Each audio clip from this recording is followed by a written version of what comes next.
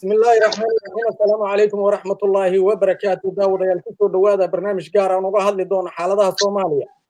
isbedelka ka dhacay dhuusamareeb tahriibka ahlusunna ee garowe wararka la sheegay casilaada la hadal hayo mascuud nagala dhaxeeya dalka Kenya iyo arrimo kale oo badan barnaamijka waxaa igala qayb qaadanaya caawa Jamaal Nuur Cabdikariim Cusmaan Cabdi Nuur iyo injineer Cabdulqaadir Xaashi iyo Cali Bulo oo asaguna uga jira qadka ku jira qadka telefoonka dhamaantiinba soo dhawaada وما سنت يا أحمد ودونا haddaan ku bilaabo nimanka la yiraahdo nimanka ahlusunna waxay ka shaqeynayaan joogan ay kala tahayeen gobolada dhexe muddo 11 sano haddana isbedel baa yimid sidaad u aragtaan isbedelkaas hadda meesha ka dhacay haddaan ku bilaabo Cabdikariim أحمد وما سنت هاي sida adigu baad u sheegtay ahlu sunna waxay ka shaqeynayeen gobolada dhexe muddo fog waxayna ku guuleysteen in meelo badan oo gobolada dhexe ka mid ah in ay ka ilaaliyaan in nimanka nabadgedka Soomaaliya dhibaatada ku haya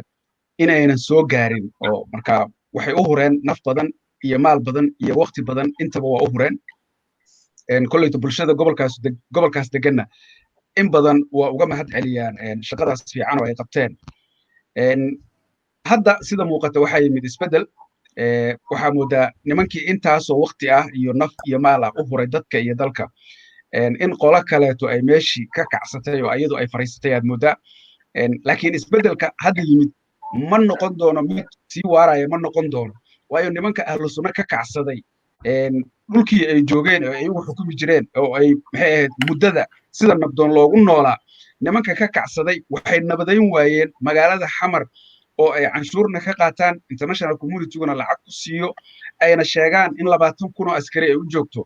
ayay al-shabaab canshuurna ka qaadaan dadkuna waddada mari la yihiin wixii isqabsada oo maxay ahayd dacwooyin madani ah isku qabsadana waxay garsoor u doontaan al-shabaab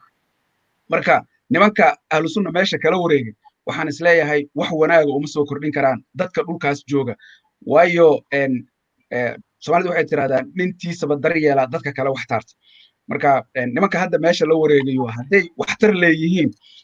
waxtarkaas iyo wanaaggaas iyo waxqabadkaas iyo horumarkaas waxaa lagu arki lahaa magaalada xamar oo ay ayagu joogaan hadda ayagu ay xukumaano cid kula gorgortanta ama cid ku cariirsan ma jirto meesha ay dhigeen iyo xamar meesha ay joogto iyo dadka xamar jooga siday u egyihiin cid walba waa aragtaa marka waxaan isleeyahay waa nasiib darro ka mid ah nasiib darrooyinka waddankan ka dhacaya in meel nabada oo dadka ku nool ay si nabada ku nool yihiin maamulna ay haystaan in dawladdu ay xoog u isticmaasho oo xoog uga saarto dadkii meeshaas joogay ee ay ayadu la wareegto ayadoo dana waqti gaaban ah fiirinaysa kullayto anigu waxaan isleeyahay waa nasiib darro marka wax uu soo kordhinaya isbeddelkan yimid ma jiro Cabdikariim haddaad sii raacsato 11 sano nimankani meesha joogeen guushii ay dagaalka ugu gaarinaysa siyaasad waa bedeli waayeen inay caqabad noqdeen soo meesha wax ku jira ma Ahmed dhibaatada Soomaaliya ka jirta horta hadda waxay tahay Soomaalidu waxay isku haysataa sida la isku xukumi lahaa mushkiladda hadda Soomaaliya haysata waxay tahay sida la isku xukumi lahaa waddankan waxaa la yiri waa federaal federaalkuna wuxuu leeyahay lakabyo ama hierarchies kala sarreeya uu leeyahay qolo walba oo meel joogta waxay leedahay awood iyada u gooni ah dowladda federaalka waxay leedahay awood maamul goboleed wuxuu leeyahay awood maamulka degmadu wuxuu leeyahay awood maamulka tuuladuna wuxuu leeyahay awood dowladda federaalka xaq uma lahayn in ay ku khasabto waxa ayadu ay rabto dawada ayadu ay rabto inay ahlu sunna u qorto ma ahayn ahlu sunna waxa ay dowladda isku hayeen waxay ahayd siyaasaduna waxay u baahan tahay in laga wada hadlo Soomaaliya dhana waxay u baahan tahay in la wada hadlo siyaasadda laga wada hadlo waddanka sida loo xukumayo iyo xukunka sida loo qaybsanayo iyo darajooyinka xukunka sida la isaga sarreynayo in lagu heshiiyo ayay u baahan tahay anigu waxaan qabaa inay ahlu sunna xaq u lahayd intii xoog iyo khasab iyo gacan maroojis lagu dayi lahaa dad fara badan oo dhiig badan u daadiyo dhulkaasna iyagii la layn lahaa kuwa badan la dhaawici lahaa ummad dhulkaas ku noolayd oo muddo 11 sano ah nabadgelyo ku noolaydna la barakicin lahaa waxa u arkaa inay ka habboonayd in ahlu sunna lala hadlo sida aan ka warqabno inteena badan shuruudaha ahlu sunna shuruudo aan laga soo bixi karin ma ahayn marka nimanka hadda waddanka haysta waxaa ku adag waxa wada hadalka la yiraahdaa ku adag waayahay cabdikariin cismaan aad iyo aad u mahadsan tahay waxaan rabaa inaan kusoo dhaweeyo cali buluc waad maqlaysaa cabdikariin sidee adigu tahay aragtidaada horta waa salaantiin dhammaantiin khiyaarta meesha ku jirta jamaal iyo nuur iyo axmed cali hudey horta waxa weeye waan maqlayay walaalkay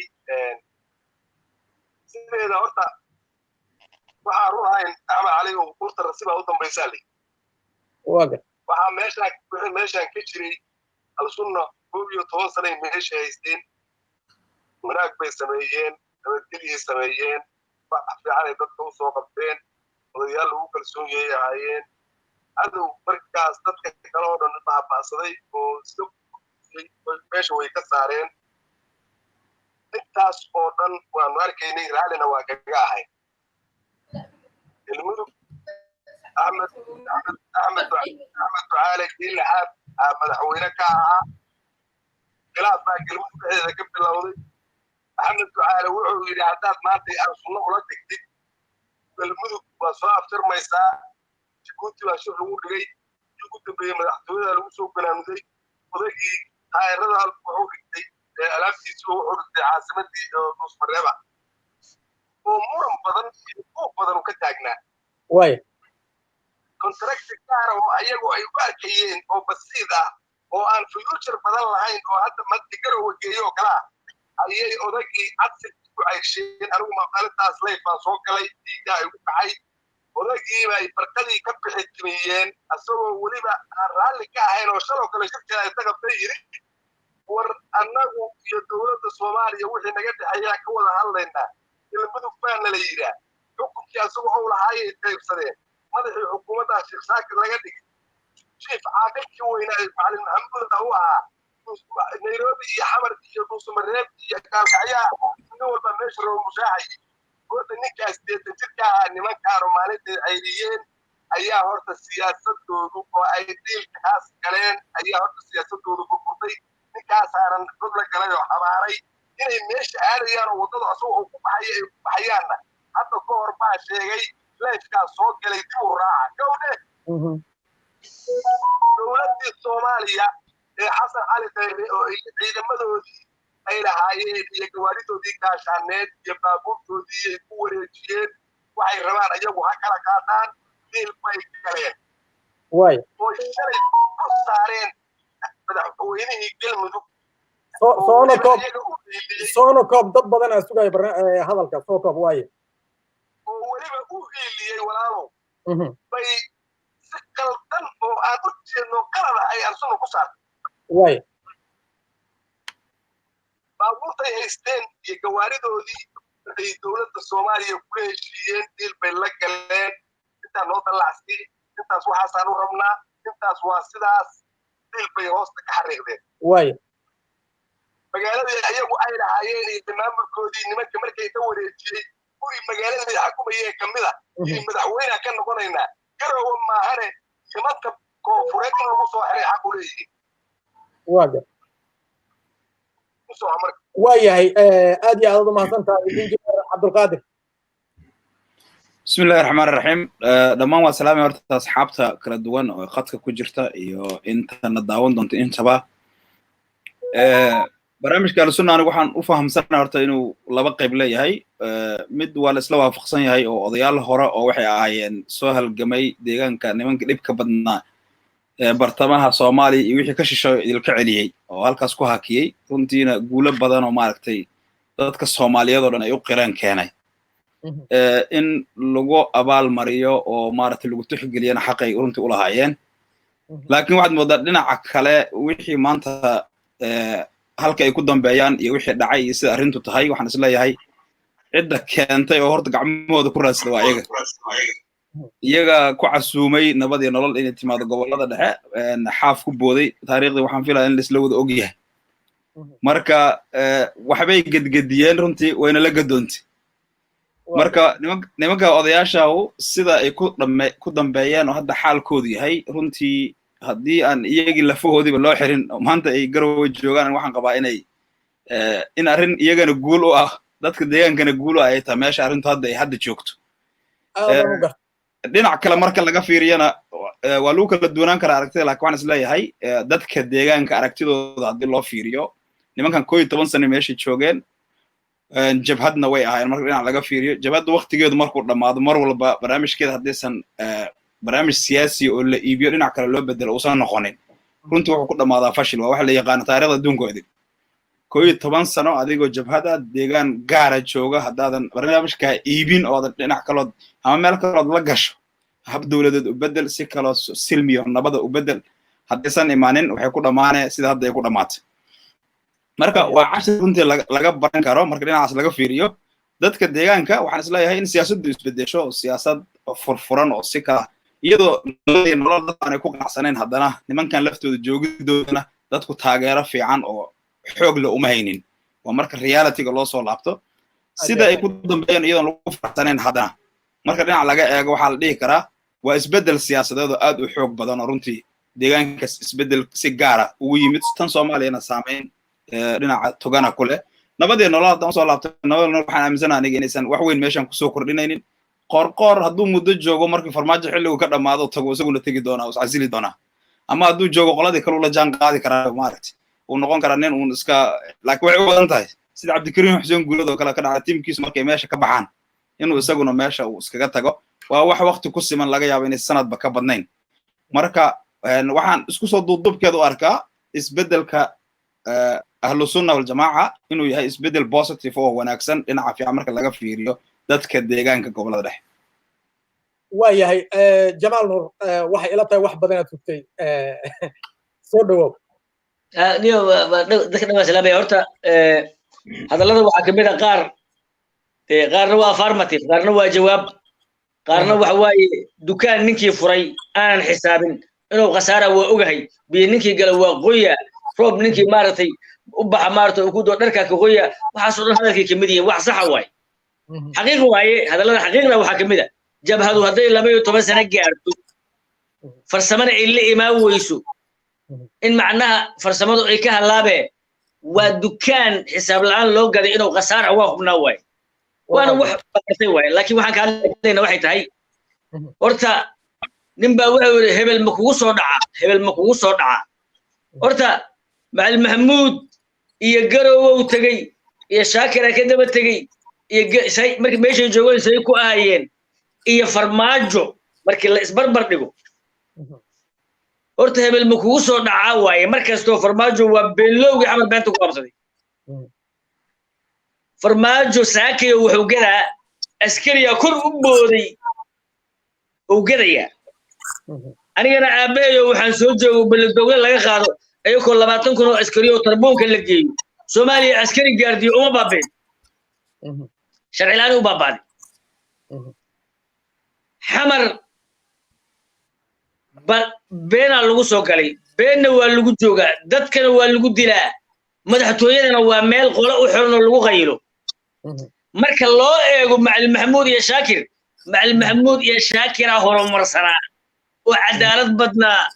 oo horumar badnaa dhinacayro ceelka qoday dhus mareeb ha xireen ma garat ayakaa dhaamay maxaa yeelay waa la yaqaanay ciidanadu meesha ku ag jamal laakiin 11 sano joogeen wixii ay ku faa'iideen dagaalkana wax siyaasada iyo wax horumar way u bedeli waayeen 11 sano joogeen meesha injiya oo aniga lacagteeda aan wax ka dhiibtay oo beel lacagteed laga qaaday farmaajiga qeyr waa burburiyeen horta inta ay soo siyaadiyeen laba waxay soo siyaadiyeen dadkii deegaankaas joogay in caaway dhuusa mareeb laga soo dhaweynayo ha la soo dhaweeyo xoogagga wadaniyiinta ninkii ka socda fiiri raha la warsaday waxa la raaw biyo ka waran dabayada ka fiiriyo odagii faqashiniyo xamar badro station ku lahaa caaw dhuusa mareeb la geeyay asoo la socda jawaay madaxa xoogagga wadaniyiinta fiiri xoogagga wadaniyiinta xamara laga fiiri lahaa si ugu caysh wax walba marka waxaa ka daran macalin maxamuud wax miyow qaldi haa kuwa jooga wax ma qaldi doonaan haa ninka ka dambeeyo oo siyaasaddiisa la hiigsanayo soo farmaajo maaha soo majaveli maaha majaveli wuxuu yidhi soo yaxya alhaganigi maa jaamacadda dhigay majaveli wuxuu yidhi gacantaada xoog ha lahaato dadkana ku siyaysiistaad islaamaha uurkana caloosha ka dulali ilaa aa ka gaarta dantaada خيال كاس هل صدق أنا أغنى تكون عسكري أنا جامعتي سبلا صودكتي ودقي يحيى عليه بوغاغو وكوبيسان كل لغة إنجليز كوبرتي واحد كلا سما برا أنا أمريكا مع المحمود الشيخ شاكر وحباي قادنايين وحنا دانكي كعنايين لكن waxa yimid kuwa Ethiopia ka iibiya dhulka iyo dadka iyo deegaankii wixii oo dhan xataa sama aan xusi karin waayahay Jamal waa kugu soo noqonaya maadaama ahlu sunna ay inta joogeen markay baxaana ay dhacday inay aadeen garow waxyaabaha hore la isla dhaxmaray waxa kamid ah inay ahaayeen isbaaro u taala galmudug oo ahayd galmudug waa 1.5 oo laba ma aha sidaas darteed maamul goboleed ma noqon karto marka joogitaankeedii iyo bixitaankoodii iyo meeshii aadan iyo wixii lagu tuumayay oo arrin isfuraysa ma aha arrintaas asiya cabdinuur may maqashaa yahay cabdinuur adiga qadka xaggaaga uu ka qaldan yahay xaggeena ma aha marka waxaan siinayaa cabdikariim axmed waa mahadsan tahay horta dhibaatada soomaaliya ka taagan marka aad dhinac walba ka fiiriso soomaaliya waxay qaadatay federaal federaalka waxaa loo dejiyey shuruuc hadda aan badnayn oo dhowr sharci ah federaalka loo dejiyey waxaa la yidhi shuruucdaas ha lagu dhaqo shuruucdii lagu dhaqay shuruuc ka mida ayaa dadka qaarkii diideen galmudug inay gobol iyo nus noqoto waxaa u sababa qabaa'ilo soomaaliyeed oo markii hore ayagu federaalka dabada ka riixayo oo waday oo lahaa soomaaliya waxay u baahan tahay federaal si loo kala nabad galo xukunku uusan nin keligii gacantiisa ugu ururin waddanka dowlad xoog leh oo waxay doonta ay ka samayso oo macnaha central government ah waddanka inaynan ka dhalan nimankii diidanaaya haddana diiday labadii gobol ee loogu talagalay galmudug inay ka dhisanto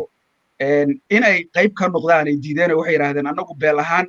ma raacayno gobolkaas waxaan raacaynaa beel kaleeto aan anagu isku dhownahay ayaan raacaynaa ha yidhahdeen galmudug marka inayan laba gobol noqon sida dembigeeda waxaa iskale beel ka mid a beelaha soomaaliyeed oo ayadu sabab u ahayd marka haddii la yidhaahdo galmudug inay gobol iyo bar iyadoo ay dhisanto sharci darray ahayd haddii la yidhaahdo waxaa u baahan in federaalkaba dib loogu noqdo waayo cid la weydiiyey meesha ay raacayso iyo gobolka ay ku biirayso iyo federaalka yani maamulka ay qayb ka noqonayso cid la weydiiyey ma jirto dowladdan ka horreysaa wax isku jiijiiday waxbaa madaxa la isu geliyey maamullaa la sameeyey maamullada la sameeyena kuma dhisnayn rabitaanka dadka cabdikariin arrintaas waa sax laakiin waxa weeye nimankani waxay ahayd nimankii 11 sano galmudug joogay galmudugna inay maamul tahay puntland ma ogolay markii hore waxaa la aaminsan yahay inay financial ku tiirsanayeen puntland haddana ay sababta u tageen tahay galmudug iyo puntland inay galmudug halkaas ka dumiyaan iyaynay arrintaas arrin isfuraysa ahayn axmed horta waa fiican tahay laakiin arrinka dhinac kale ka fiiri nimankan culimada ah oo galmudug joogay haddii dhulkii ay iyagu xukumayeen ay dowladda federaalka intay kusoo weerartay ay qasab uga saartay horta meesha keliyahoo loojikale ay aadi karaan waa meeshii aan dowladda heshiis lahayn taasu hirshabeelle maaha xamarna maaha xamar hadday tagaan definitely waa la xiraaya xabsiyaa la gelinaya hirshabeellena maaha hirshabeelle dowladda xukunta oo niman gareena la yidhaahdaa carrada qabsaday marka yani caqligaagu wuxuu kuu sheegaya meesha keliya ay aadi karaan inay puntland tahay waayo puntland iyo dowladdu iskuma wanaagsana iyaga iyo puntland xiriir ma lahaayeen waa la sheegaa xiriir inay lahaayeen wax caddayna annagu uma hayno inay puntland u adeegi jireen waxba caddayna annagu uma hayno dadka qaar baa yidhahda lacagay ka qaadan jireen waxba caddayna annagu uma hayno sidaadana wixii aadan ogeyn oo aadan xaqiiqdooda aadan hayn inaad ku dambowdo looma baahno waayo aan kugu soo noqdo waayo cali bul ku soo dhowow horta waa dhegeysanayay ninka la yidhaahdo hogaamiyaha anaga hadda hawsha loo kala wado horta waxbaan kuu sheegayaa arrimaha federaalka oo gobolka iyo marka wax yar ka hadlaya wax yaraan ka hadlayaa ujeedadu maaha gobolka iyo barka maaha waa xiriirka ka dhexeeya wadaadadan iyo meeshay hadda joogaan horta axmedow maxaa la yidhi saaxiibka ninka adiga colka kula ah ninka ninka adiga ninku saaxiibka la yahay adiga saaxiibku kula waa soo dhawaysanaysaa Puntland iyo dowladda Soomaaliya ee hadda jirta istiraatiijiyad ahaan iyo siyaasad ahaan way hayaan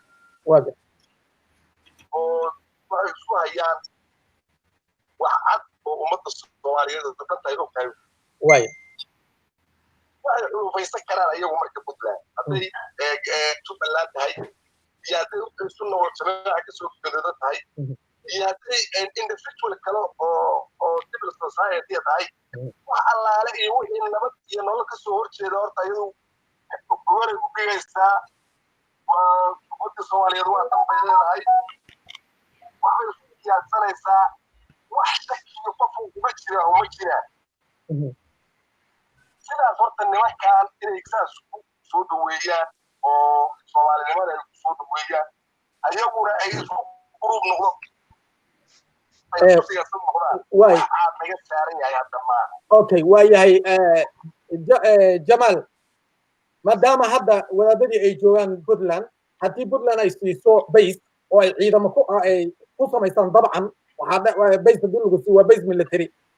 dhibaatada gobolka ka imaan karta u keeni karta especially galmudug iyo Puntland dhibaatadii u keeni karta maxay la agtahay horta waa maasantay waxaan rabaa horta laba arrin baan ka faa'iideysan horta nin fadhiya lama legdaal yiri hal fadhida oo geel uu tirasay ku tahay wax kale ma goyso horta hadday culimada base laga siiyo meesha adeer xeef dekada hubi uma dhisaayo ninkii lii jiray 2 sano ka horna caawaan ku hayaa 2 sano ka hor qoorqoor la dekadii waa furaynaa maalma kadib caawana ma furna horta galmudug ayna meel ba u socono farmaajana ma ogola in galmudug dekad inta loo furo ay baxsadaan reer Puntland in galmudug inta dekad loo furo ay socdaan ma ogola marka labada arrinba labada meel loo kala dacwoonaya aboosto waaye laba meelo kala caana badan ma aha laakiin meel ba milkiila ma waa Muqdisho waa Baarasay taas intaasaan kale yahay waxaan rabaa marka kelmad dadku aysan ku xisaabtamay inaan u sheego caawa Muqdisho marka laga bilaabo maamulka koonfur galbeed oo saddexda gobol la yiraahdo markaad joogtid ceelasha biyaha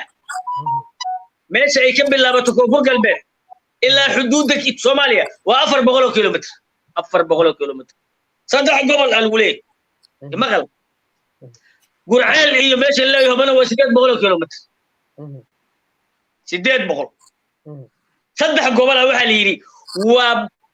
waa meesha ceelasha biyaha adiga afgooye 10 kilomitir ku dar 227 kilomitir way Muqdisho iyo Baydhabo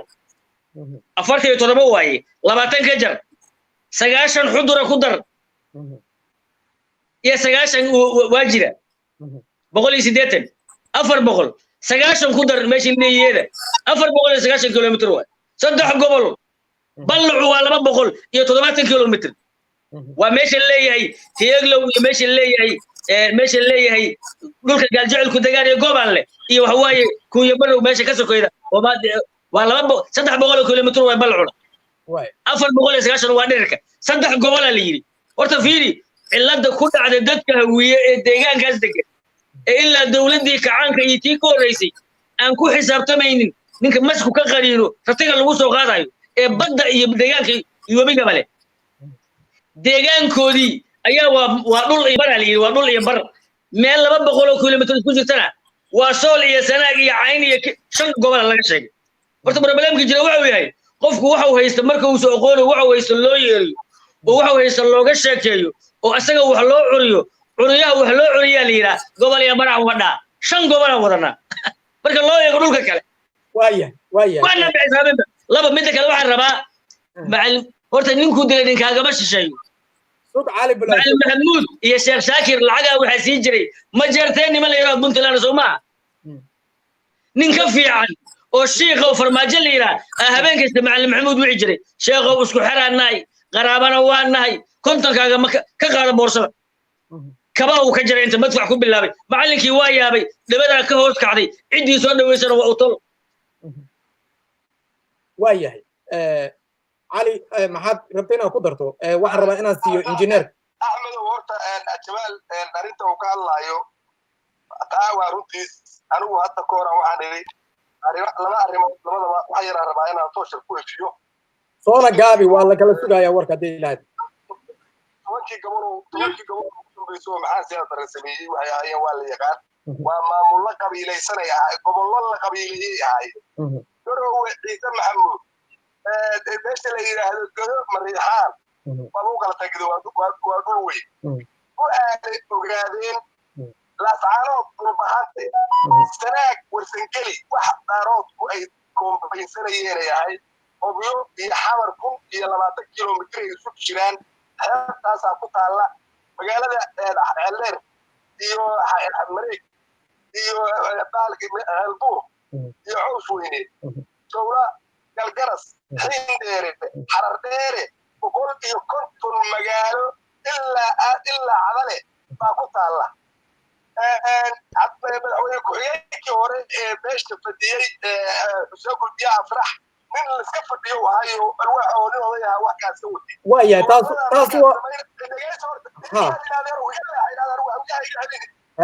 markaad samaynaysid gobolka meeshaan dekedaan hoodood iyo waddadan laamiga iyo waddankan maxaa siyaad barow dhulkan waa naga dhexeeyaa taladuna waa naga dhexaysaa ma odhan buraashado dad leeyihiin bay ahaayeen hawuhu hortaa ku sheegaya gobollada la magacaabayna gobollo qabiila loogu daneynayay ahaayeen markii 8 gobol ee waddanka laga soo tago oo qabiilo loo sameynayay warsangeli gobol c doobaata gobol c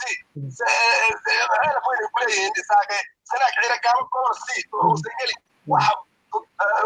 garowe ciise maxamuud gobol c sacad waa ceyrinaynaa gaalkacyo gobol c waxa dhan sheeko waxay ahayd maxamed siyaad barre oo qabiiladiisa uu ku magacaabayey soomaali u magacaabayey iyo wax soomaali ka dhaheeyana ma jirin waayahay cali haye gobol iyo bar meeshaanu ma ahane dadkan xaqoodiibaa maqan furumjib ilaa meesha la yidhaahdo gaalkacyo inta ka dhexayday leeyihiin banaadir oo daba degmo jawhar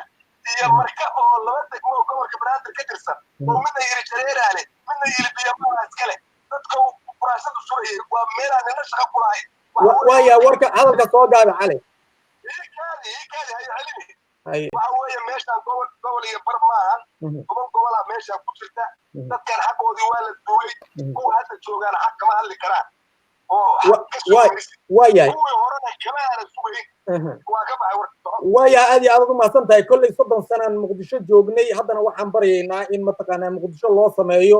ay xaquuq mansab ay hesho marka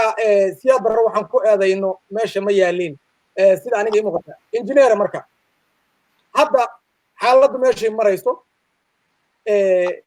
qoladan hadda meesha timid madaxweyne qoorqoor ee hadda meesha loo doortay aragtidaada hadda meesha ay wax marayaan xaggey wax gaarsii karaan ayaad is leedahay maxay soo kordhi karaan maxay gobolka u dhimi karaan maxayse ku siyaaday karaan soo dhow aniga waxaan isleeyahay horta laba arrinba wareegaysaa awkaadi inaan laba arrinba midba mal aan dul istaagno oon kala qaadno tan hore waxaan isleeyahay waa gobol iyo bar iyo waa 2 gobol hadda doodda hadda maba taagnaan fila aniga aragtidaydo xilliga xasan shiiqa la gooyey inay maamul goboleed tahay galmudug waxaan filaa dood ka taagan internationalka agtooda iyo soomaalida iyo midna inaysan jirin maamul goboleedkaas ama hal bar haada ama 2 ha ahaada sidiisu ku socday galmudug waa maamul goboleed kamid ah maamul goboleedyada Soomaaliya marka waxaan filaa inaan waqti badan iyada aanan iskaga lumin sababihii iyo wixii ku jirayna waa isla wada ogyahay waxaa ku soo haray tan joogista wadaadada ay joogaan garowe hadday hadalku waxaa kamid ahaa haddii qofkii dabcan siyaasadda waxaa la yidhahdaa cadowgaaga cadowgiis waa saaxiibka mar haddii deegaankii ka tageen puntland waxay u arkeen deegaan dowladdii kasoo horjeeda sida adiguba sheegtay oo iyaguna maaragtay xoogaa uun dib uga soo alaamiiteyn karaan marka taasaa u baahan inaan anagu ka falanqayno laba dhinacba ka fiirino war deegaanka dan ma u tahay sida guud maxay keeni kartaa iyo saameyn leedahay iyaga sax ma tahay inay meesha inta tagaan wixii shalay ay lumiyeen iyagoo haysta iska wareejiyeen inay hadda dib yidhahdaan haddana waa injineer su-aashaan weydiiye waayo su-aashaas maxay kartaa okay anigu waxaan qabaa macalin maxamuud iyo shaakir inay hadda garowa tagaan oo dib aan usoo bilaabaynaan yidhaa inaysan waxba macnaa samaynaynin inay iyaga ama kirdhid hadday lahaan lahay ay kasii disho maane sababtoo ah shalay adigoo haysta 2 kun oo ciidan ah hubka haysta deegaankaagi jooga taageera ku haysta adigaa ku casuubay nimankan goobta dagaalka adigoo jooga inaad dagaal la yaqaano rasmiya gasho iyo inaad iska dhaafto siyaasadda weylada sida loo socdo inay derbi maaragtay meel tiya ku tagto inaad tiraahdo okay waa isdhiibaaniga ood ka fariisato haddaad soo caalamiitaynaysan si kale xigmado ku jirto muddo u naso si kale usoo gal laakiin hadda aniga waxaan ka tegey dhuusamareeb waxaan tegey meesha la yidhaahdo garowan ciidan iyo waxma kasoo abaabuli doonaa ama kasoo wax macnaa ay keeni karto ma jirto waxaa kusoo horay dhinaca nabadii nolol aniga waxaan aaminsanahay gobolkan ku socosho iyo tegitaan iyo maamul saxa oo ka shaqeeya inaysan iyaguba rabinba qof u jooga haddii dhuusamareebi agagaarkeedu xoogaa uun ku hayn karaan uu iska joogo deegaanada kalena la riixriixo oo xoogaa maaragtay marba dacaayad lagu furo waxa ujeeddada ugu weyn oo loo keenana ay ahaydba inuu doorashada markii la gaaro un dhuusamareeb laga soo xulo dadkii hadhow dooran lahaa iyaga deekadaan la furi doonin meelan loo soconin shaqo kalaan laga qaban doonin qoorqoor haddii xoogaa uu ku xasilo meesha la yidhahdo dhuusamareeb waxa ugu muhiimsan waa inuu marna xamar tago marna kasoo laabto uu meesha yimaado siyaasaddiisa iyo bayskiisa salkiisuna xamar uu noqdo xilliga loo baahan yaana waa xilliga doorashada runtii in xildhibaanada halkaas ka soo baxo oo galmudug laga soo magacaabo dhuusamareeb lagu sharciyeeyo farmaajo iyo tiimkooda sida u dooran lahaayeen u noqon lahaayeen baaga muhiimaddu waa intaas marka figarka guud iyo muuqaalka guud iyo sawirka weyn waxaan aaminsanaha anigu inuu yahay deegaankan qof magacyaalo inuu joogo qorqor uu ahaado hadhowna xildhibaanada uu usoo doorto xildhibaanadii dooran lahay farmaajo iyo tiimkooda iyo inay muhiimadda intaas waya jamal maxaad is leedahay meeshaas ay soo kordhi karaan ama is leedahay gobolka xaggee gaarsiin karaan groupkan hadda jooga oo xilka haya horta dadka gobolkaas jooga waa dad aad horta oo ilaahay waa nasiib xun lama dhigi karo laakiin waa dad tala xun oo maaragtay fursadda aan ka faa'iidaysan soomaaliya maantay soomaaliya problemkii dhacay dagaalada kadib waa maamulada keliya iyo deegaanka keliya ee weli ku jira dikraati in lagu magacaabo oo ka faa'iidaysan waayey sida ay dowladda Soomaaliya u faa'iidaysteen ama reer maaragtay nimankan garow uga faa'iidaysteen laakiin nuxurka jira waxa weeye aniga mid marna ma aaminsani farmaajo iyo kheyre xataa masawirkii dowladnimo ayay khaldeen inay wax qabtaan iska day xataa dadka imaan doona waxay ku khaldami doonaan in haddaan u imaado Soomaali baabuur la gadoomay inaan gaarigayga rogo farmaajo gaari isku masawiraan gaarigooda rogaya markaas ay istaagayaan si dadku u daweeyaan dad biyo qaadani u imaanayaan biyo lagu halagalayaan qolo waxay u imaanayaan haddii lagu shubmayaan marka dadka xataa soo socda inay ku khaldamaan waa maxay dowladnimo fili maanta waxaan galay Google galay anoo waxaan baarayay kuwa su'aal gaala waxaan ku yiri warnaagta madaxweynuhu maxay qabataa waa la soo baaray Google Europe waxa laga soo waayay naag madaxweynuhu xataa mushaar leh waxa ila daciiro boor ma dhistaa ma dhici kartaa li shaqadeeday qabsataa ilmaheedana waa beelata marka Soomaaliya problem ku dhacay waxay tahay aniga xaaska madaxweynaha ka socda aan taagan marka xataa waxaan ka yaabaa wadada dambe soo socota ninba aan wax reebno xoogaa Jamal xoogaa aan wax reebno maya fiiri horta runa aan sheegno aan wax reebno odagii wuxuu yiri xaaje sidii dabeeri loo fido laguma fiyobaado dalkan wax burxoon oo yaala lama arko foolxuma ka dhacday waa lagu ceeboobay waa la sheegaa eed male midda kale waxaan rabnaa sida oo u hadlo ninkii nimanka isaasay u hadlaan oo nimanka majeerteen u hadlaan oo baatikoonka Mareykanka looga hadlo oo adduunka cilmiga ay u hadlaan inaan u hadalno dhaano hiblaayo googordan xagee ka keentay illa su'aalo way Umar bin Khadaab la su'aalay marka xogaa waa fiicanahay annaka wili dhaqan ugu dambeeya laakiin dhaqankan ugu dambeeya waa la ka saari doonaa nima wuxuu yiri tuugna ma ahayn gabdhahan dabada kama taaba jirin laakiin qolada dariska ilaa ay dhibtay naagta dabada ka taabtaan cunugu waa iga dhagaxayaan waana in karaan habeenkii dambaan bilaabay saacada wax laabe waa fiicnaa jiri marka waa soo gaaraynaa kuwaas anu waxaan dhigaa macal Maxamuud Sheekh Shaakir farmaajo غير ay ka nooyihiin markas ويا أدي هذا طبعا سنتها جمال عبد الكريم وكسينا علي سوق إسلا سؤاشاس ماشى سلا هذا وجارسين كران مدحويني قرقور يجروب كيس هذا ماشي يمد فلسودو أركتير هذا ديجن أحمد وما سنتها حقيقة ماشى يجارسين كران وين مقطع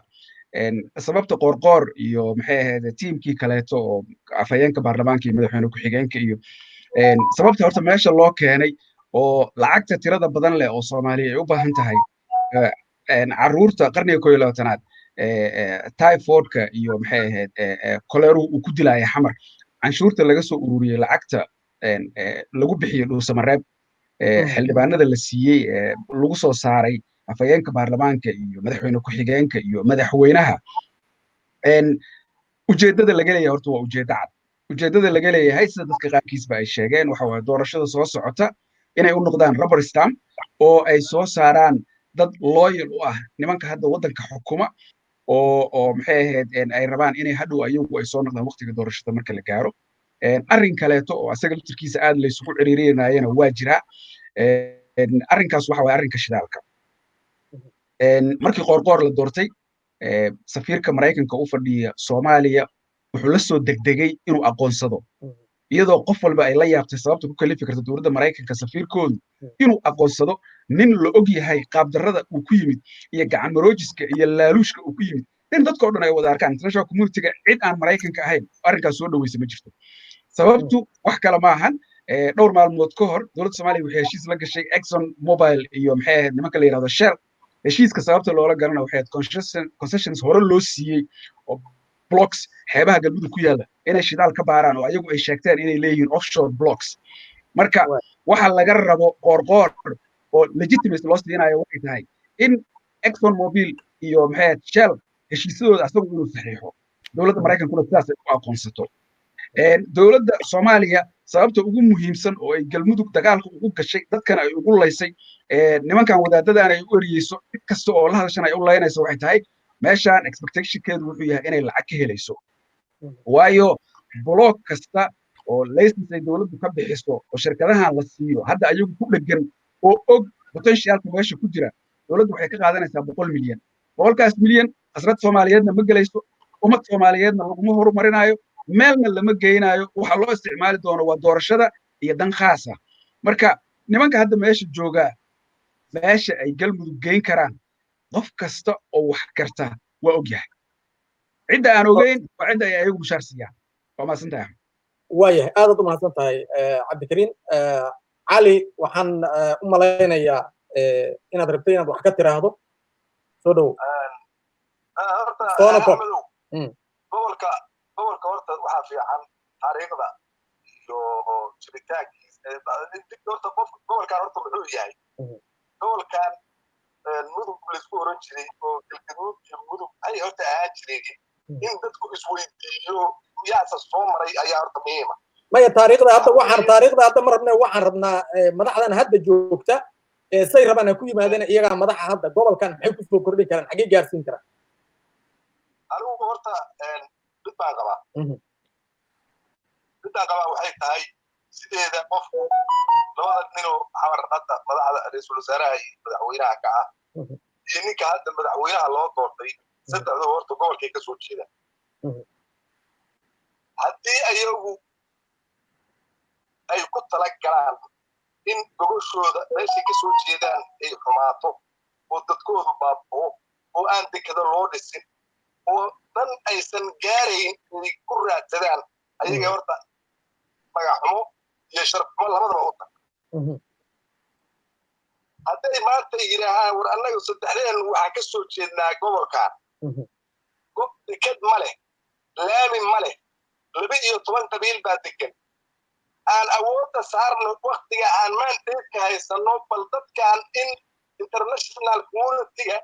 iyo shirkadaha non governmentiga ah cali isfahanno iyagu waa ku siina iyagu waxa ay yeelayaan iyo qaabkay gobolka ugu fakerayaan hawl ayaga u taalla waaye adiga aragtidaada waxaad ka qabtaan raba inaan ogaan iyo waxaad silaad anigu waxaan qabaa ninka la yidhaahdo qorqor iyo madaxweyne ku-xigeenkiisa iyo ragga halkaa jooga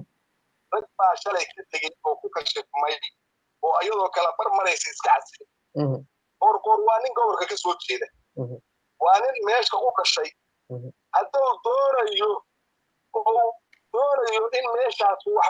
noqotana maanta wuu xukumaahe waxa ka qabto waxaanan aaminsanahay anigu qorqor horta nin liita uma arko dadku farmaajo uu taageersan yahay iyo xamar uu ka yimid iyo waxay rabta dadku ay yidhaahdaan laakiin sida asagoo ugu samay iyo dadnimada iyo dadada markaan kala sheekaysan xuuraalay nin macquul ah oo cadkiisa goosa kara uu leeyahay aniga marka waxaan aaminsanahay meeshaas raggaas jooga dadka meesha jooga hadday ka kaashadaan inay meeshaas wax ka soo saarayaan ayaan aaminsanahay hadday garabtaa shaqa loo tirsaday ay samaynayeen hadda way soo bixi doontaa waqti yaraa loo haray waya waa mahadsan tahay waxaan marka su-aashan dhinaca galmudug ugu dambaysa waxaa jiray ciidamo la isku dhafay ciidamo ahlu sunna ay lahayd saraakiil sarkaalka ugu sarreeya wuxuu ahaa mascuud wararku hadda waxay sheegayaan inuu iscasilayo marka muddo koobanna wuxuu ka qayb ahaa dagaalkii sufo lagu saaray oo nimankii isaga markii hore soo wareejiye lagu saaray haddana waxaa meel walba taalla inuu iscasilayo maxaad is leedaha way kalifta arrintaas injineer cabdiqaadir runtii in marka horeba qoladan lagu saaro kabacdina isaga laftiisa laga takhaluso waxay noqon kartaa siyaasadda nabadii nolol marka horeba iyagu ay danaynayeen laakiin anuma aaminsanay inay iscasilaadu sidaa sahlan iskaga imaan karto sababtoo ah qoladan qorshaha ay wataan mid lamid ah dhinaca kalena qorshayaal kalaa jira oo kasoo horjeeda mascuud laftiisa dallacsiintiisii iyo meesha uu gaaray iyo inuu dowladda ka mid noqdo waxaad moodaa ahlu sunna lafteedu inay qorshaha iyo balaankii ay lahaayeen somehow inuu xoogaa u shaqeeyey sababtoo ah raggii madaxda ninka badbaadiyey oo meesha ka wado maanta meel kala geeyey waa isaga markii horena ahaa saraakiisha ugu sarreysa marka iyaga laftooda ninkan loo dallacsiiyo beridii xaalku xumaado maaragtay waxa hadda uu sameeyo waxaa laga yaabaa inay dhinac kasii qorsheeyeen haddii loo soo laabto tan iscasilaadiisa waxaan isleeyahay nabadii nolol hadda kabacdi uma baahno in la bedelo ama taktiga hubkii wixii lagala wareego way ka fakari doonaan waana sida loojiga inay ka fakaraan ay tahay isdhaafiyaan si ay meeshii si rasmiya ula wareegaan sababtoo ninkanuu joogo hubkiisii haysta deegaankiisii jooga weli kuma kalsoonaan karaan inay iyagu meeshii si saxa u maamulaan marka laakiin waxaan aaminsanahay waaqaca jira iyo sida xaalku yahay ninkan hadduu ka warqabo uu og yahay waxa uu ku joogo maanta uu mascuud ku yahay oo darajada iyo generaalnimada uu ku qaatay positionka uu ku joogo waa hubku haysto hubkiisa iska wareejiyo maanta cid tala weydiinaysa ma jirto maa laga yaaba in meel lagu xiro marka way ciidamada la iskugu dhafay waddanka oo generaalka ka soo jeeda dhuusamareeb hargeysa loo geyn karo kan kismaayo joogan dhuusamareeb loo keeni karana waddanka kama jiro oo weli waa iska dadku waa qabaa'ilku waa la ogyahay marka anu waxaan aaminsanahay inay dacaayad iyagu ay suuqa soo geliyeen oo xoogaa weli un kasbaa hordhaca ee iska tahay sababtoo ah ninkaanu wuxuu masajinku ku joogay isagoo ciidankiisii haystuu deegaankiisa iyo sidiisa u joogi karaa haddii ay noqoto marka inuu iscasilo taas waxay albaabka u furi doontaa nimankan in hubka la wareegaan cadaado iyo maaragtay gaalkacyada loo sii socdo wajaan isleeyahay inaysan aad maaragtay hadda aysan miiska u saarnaynaysa suurtagalayn hadda wax kale de intaan anaga xisaabin karna ama aan qiyaasi karna aysan imaanin sababtoo deegaanada iyo dadkii soomaalida siday u samaysan tahay waxyaabaha kale xoogaa waa riixi karaa laakiin hubka isu dhiibid iyo dowlad rasmi oo si fiican isu ballaarisa waddanka ma jirto waayahay jamaal soomaaliya sharciga ka jira soomaaliya horta sharci kama jiro sharciga ka jiro saaka loo siman yahay waa diyuurad ku qaade dhuusamareeb gee 500 kilomitirna marsii afgooya xamar dhexdiisana ayaa la marin sharciga dalka ka jira ha noqdo muxuu ahaa qorigaaga la soco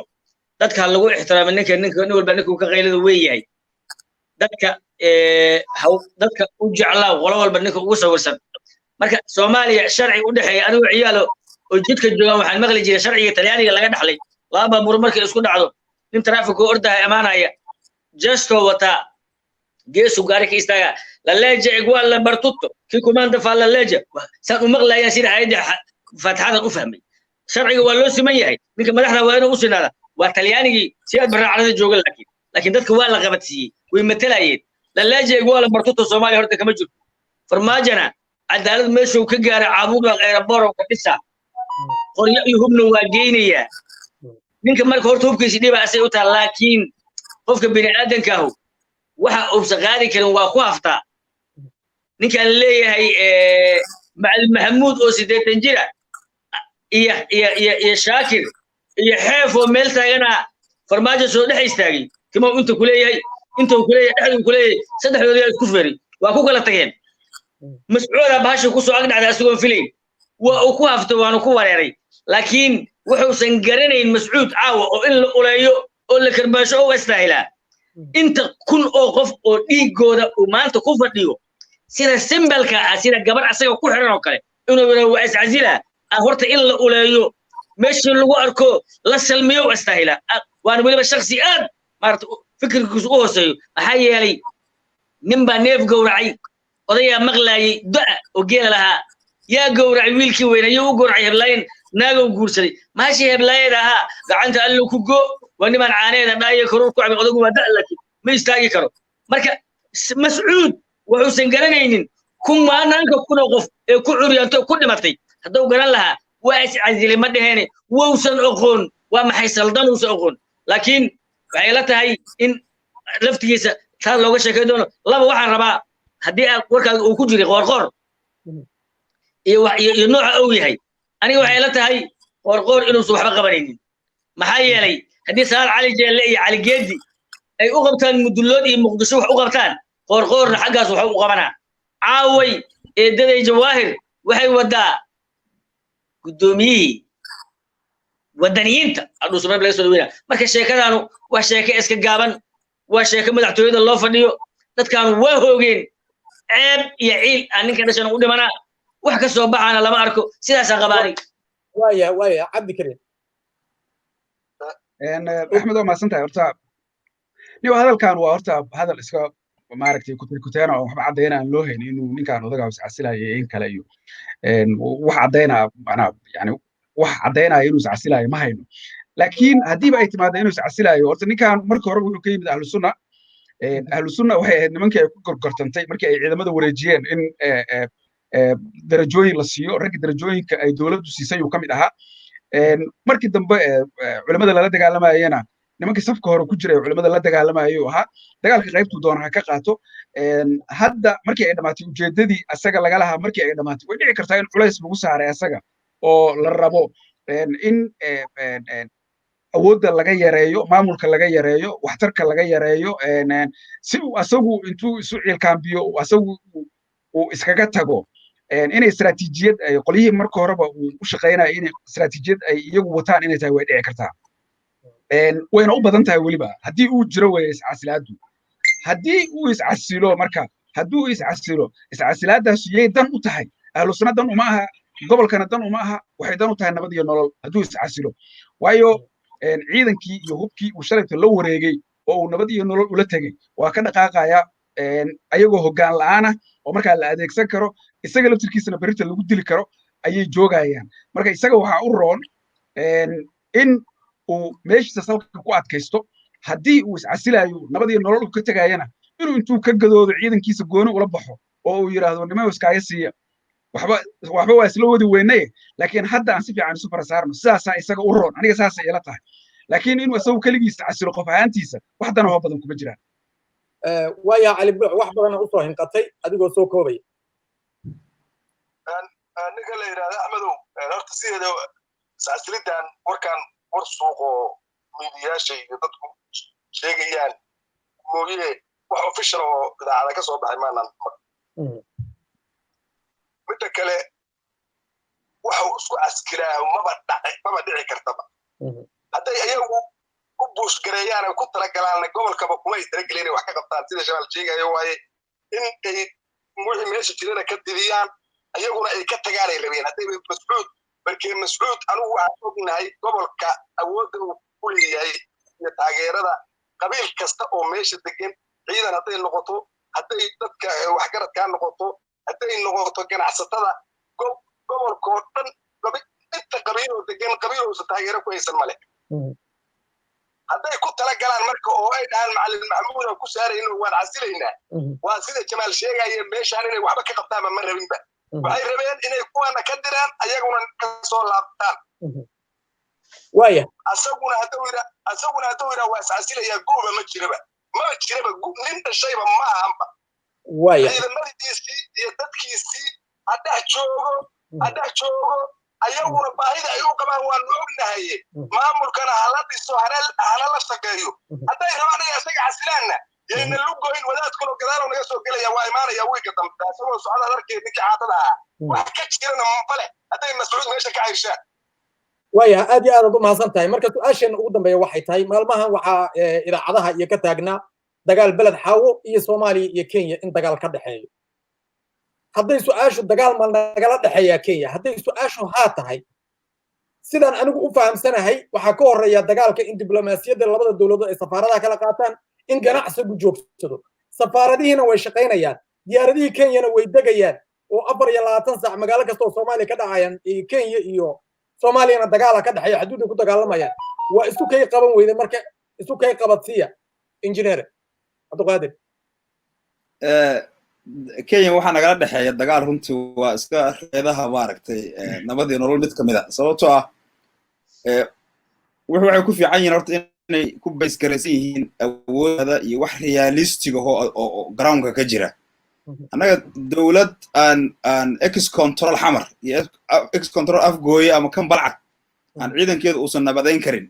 xuduudaheeda iyadoo aan xiran karin controlin wax ay ka qaban karto waddanka aysan jirin meel macnaha dawladda hoos timaada reality markii loo hadlayo ay waddada Makal Mukarrama ka jirto dawlad Kenya la yiraahdo la dagaalamayna waa iska sheeko xariiro xataa dadka waaweyn loo sheego maaha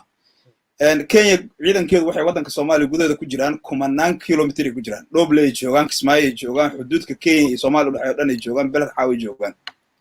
waxaan ka dagaalamayna iyo cidda la dagaalamaysa oo ciidan ah xagee joogaan afar askari oo xamar laga qaado baawar lagu qaado beled xaawi la geey waa iska sheeko macnaha in waqti badan la geliyo wax u baahneen beled xaawi waxa isku haysta markii fakti laga hadlayo waa la ogyahay laba jufo oo meesha wada degan isku dada oo hal qabiila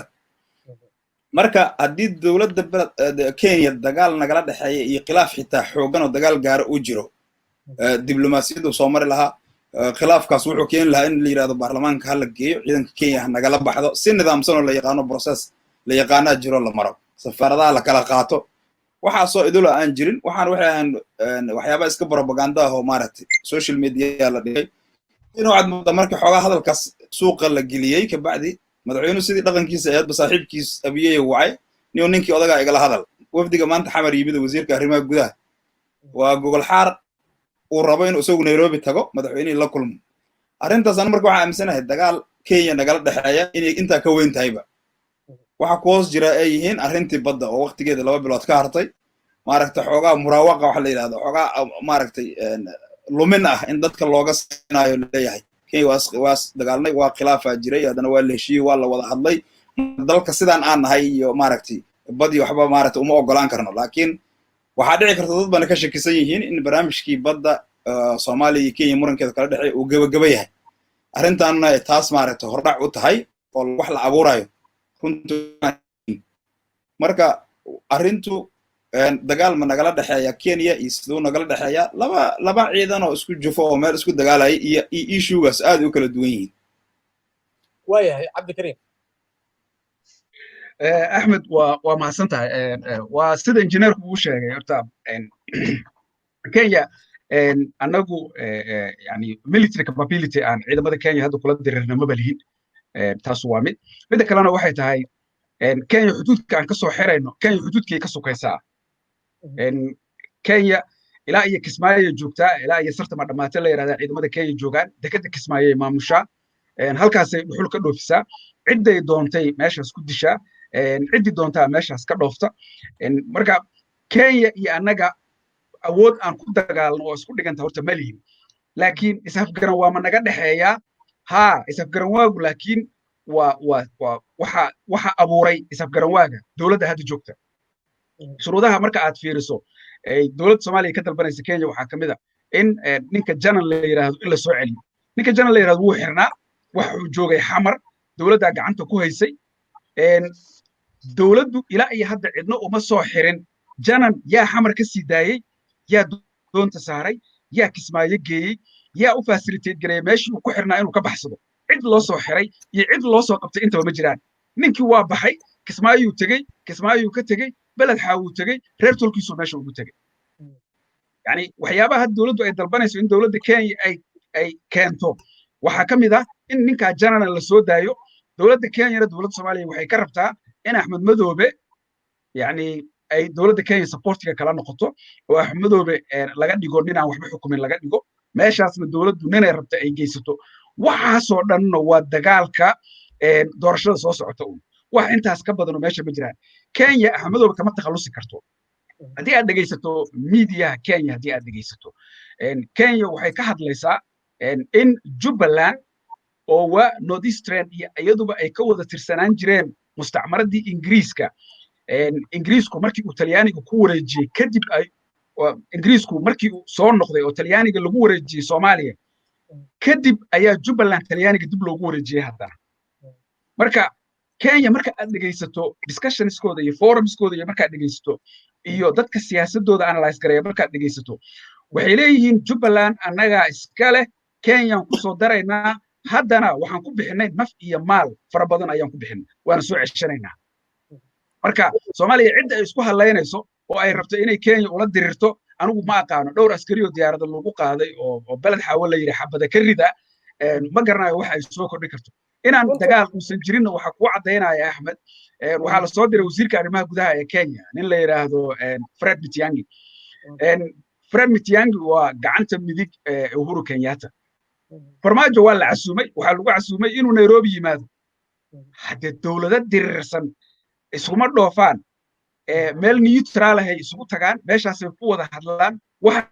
ay isku hayaana lagu falanqeeyaa heshiisaa lagu gaaraa dad arbiter gareeyay u yeertaan marka farmaajo isagaa marna nale kenya waa la diriirsanahay marna isagaa xamar sida gabar yaro aroos inta laga kaxeeyo oo nairobi la geeyo haddana casuumad loo soo diro sii socdo uun maanta wuxuu lahaa waa aqbalay casuumaadii uu walaalkii uhuru kenyatta ii fidiyey waa aqbalay yuu lahaa marka doraatana isagaa lahaa kenya faragelin bay nagu haysaa waddankaygay fadqalala ka wadaa ammaankeenna iyo jiritaanka soomaaliya sovereignty soomaaliya ay kenya waxay ku tahay threat ayuu lahaa marka kelimaadka noocaasa yani culayska diblomaasiyadoo ay leeyihiin marka la qiyaaso iyo casuumaddii uu walaalkay uhuru kenyatta ii fidiyey waa aqbalay marka la isbarbar dhigo siyaasadda soomaaliya waa siyaasad aan meelay u socoto aan la aqoonin waayahay marka kenya dagaal nagalama dhexeeyo kolley waxaan arkayay maanta wasaaradda arrimaha dibadda etoobiya oo qariirada koonfurta soomaaliya ku dartay etoobiya marka ciduna kama hadlayso taasna waa hadda waxay maraysaa inaan nahay walaalo laakiin anigu waxaan qabaa kenya hadday leedahay kismaayo annaga iska leh waxay rabtaba hanagu qaadato in lala dagaalamo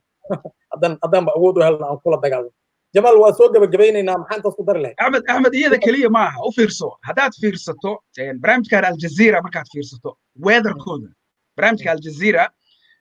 aljazeera waxaa iskale qatar waxaa iskale dowladda qatar waxaa iskale boqortooyada qatar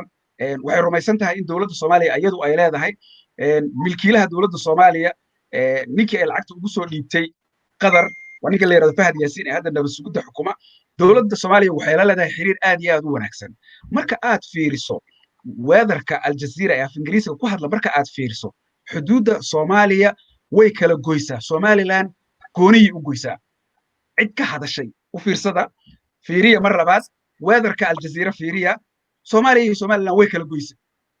qatar way kala goysay yani adduunku somaliland uma aqoonsan inay tahay dowlad ka madax bannaan soomaaliya inteeda kale oo ka go'an cid u aqoonsatay ma jirto dowladda soomaaliya wax protesti ah ay u dirtay dowladda qatar inay khalad ku samaysay sovereigntigeeda inay ku xadgudubtay ma jirto lacagtay ka gurataa mana la hadasho marka dad iyo dal iyo siyaadada waddanka ama sovereigntiga waddanka dowladda soomaaliya wax dano ay ka leedahay ma jirto waayahay waa soo gabagabaynaa insha allah jamaal maxaad ku dari lahayd adiga arrimahaas kenya iyo soomaaliya horta wax ciddii la su'aal lahaan lahayna horta is-su'aalaynaa waa marka koowaad horta madaxweynaha soomaaliya ciidanka kenya ku duulaya naftiisu u aamini waaye ciidanka soomaaliya oo dhan madaxweynaha soomaaliya naftiisa inay u ilaaliyaan u aamini waaye waa ninka duulaya haram cad iyo haram madow iyo haram guduud intuu isku daray waxuu dhihi waayey ugandheeska i waardiyeyna ha iga tageen hay waardiyeeyeen marka nin naftiisii isagoo madaxtooyada muqdisho jooga ciidanka u aamini waayey kenya ku duulaa godka lagu cadaabayo macooga oo meeshay hadda ka hor ayaa waxaa hadlay robert b oakley joornaalka lagu soo qoray xoogaalii qaran waxaa la yidhi qabqablayaalkii baalasha laga tifay ma duuli karaan ciidiyada ugu dambeeyna waa laga qaaday 400 oo boolisna beebesheeyaa la siiyey oday shirbi jiray oo mursadaha wuxuu yiri oo garuun leeyahay war naga aamuso yiri hubka aan ciidid ku ogahay iyo 400 beebasheega wadata booliska wuxuu yiri booliska beebasheega wata inta uu qaata biil haduu la baxsana buraahu iska dhaaf inuu ciidid wax ka qaata haduu biilkiisa la baxsado bura jooga horta waxa la gadaayo bisha lixaad in Kenya lagu kala heshiiyo oo badii lagu wareejiyo waayo hawsha la gadaayo sheekadana waa sheeko dheer oo laga shaqeynayay problemka jira marka wuxuu yahay afkii ku cuntay ku iibinayo yiri farmaajo asagii gadaayay iibinay wax isdagaashan farmaajo afkiisa la waayay iyo qalbigiisa waxa la dhuminayana waa dadka la helay oo aan loo naxay oo la iibinayo dadka lagu maago waa reer Muqdisho iyo dadka koonfurta Soomaaliya dega dadka bini'aadanka oo caadiga dulmi inta laga dhex sheego ma qaataan reer Muqdisho waxba loo curiyaa ayaga hadana iibiya warkan hargeysa laga ma sheegi karo dadka bini'aadanka aqliga lana waxay kala garan karaan nin inuu ku dila raba hadda koor afgooye ay waxay dheen qolo xisbi islaama oo mid dibadaas lacag ka rabay nimay dhagax ku dilayeen bismillaah dheh oo shahaado asuri beena iga sheegaysid waan idilaysiin biya cabiliyadu waan kaar kala dhagax yaa u dugsanaysid aniga Soomaa wariga tagaa shahaado ma huwi marka cilada jirta waxay tahay dadkii Muqdisho jooga waxay dhiilaayeen dal Sooma dhiciside warannaka naga korka xabaar ku dhacay marka nuxurka jira waxa weeye farmaajo ciidanka oo naftiisa u aamin waayay Kenya weerari mayn Kenya uma soconi doorashada hab lagu galo iyo propaganda lagu cabsiinayay waxaana wax macnaa ka dhaca male haatan badda shidaalku ku jiro oo xaggaas ku taala saaki Kenya in la siin maxaan hayaa wuxuu yiri kulli maama runay baan waxay kama qaani baashi waxay tiri nabigu markuu nolol xaar ku cuni jiray haddana waxba hayni horta bad la qaatay mid kale ma haytayda iida hashayda cadada aan ka dhaqdan aan marayna marka waxaan leeyahay Kenya iyo Soomaaliya isdagaashan ma jirin haddana qole heshiinay ma jirin bishii lixaad maqaayada si loo gado oo loo iibiyo coverna loogu sameeyay waxaanu eed iyo bulshada waxa iska daba dhacay marka anigu saas yeelatay wallahi wala waayahay waxa la soo gaaray waqtigan barnaamijka soo gabagabeynay barnaamijka waxa kala qayb qaadanayay Cabdi Karim Cusmaan injineer Cabdulqaadir Xaashi iyo Jamaal iyo Cali Buluc oo dhinaca qadka telefoonka uga qayb qaadanay nasiib daro Cabdi Nuur qadka uga hagaagi waayay barnaamijkeena caawa intaas ku egyahay inta barnaamijkan oo kala dib ugu kulmi doono waa aniga Axmed Cali Huday oo idin leh assalaamu calaykum wa rahmatullaahi wa barakaatuh